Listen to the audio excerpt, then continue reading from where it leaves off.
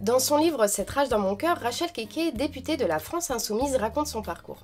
Son enfance en Côte d'Ivoire, le décès de sa mère quand elle a 12 ans et l'arrêt immédiat de l'école pour s'occuper de sa famille, puis son arrivée en France avec un visa tourisme, ses premières années de travailleuse au noir comme coiffeuse à vivre dans des logements précaires, la naissance de ses enfants alors qu'elle ne gagne que 400 € par mois et qu'elle vit dans un squat, ses petits boulots d'aide à la personne, puis de femme de chambre, son engagement dans le monde syndical puis en politique.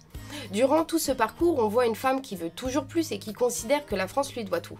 Elle le dit très régulièrement, son grand-père a été tirailleur sénégalais. Il a sauvé la France et de fait, la France doit à sa descendance logement, travail décent et soins.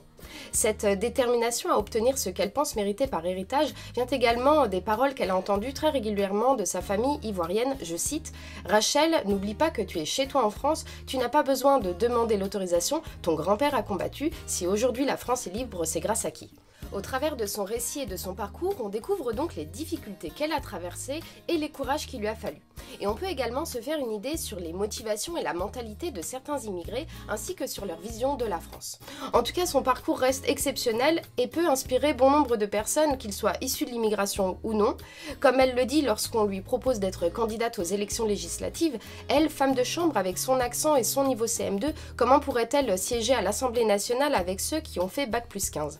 Et pourtant, elle a réussi à le faire. Donc quoi qu'on pense de ses idées, c'est un bel exemple de parcours pour lutter contre l'autocensure, la hiérarchisation intérieure et considérer que chaque citoyen peut s'investir en politique et être élu de la République.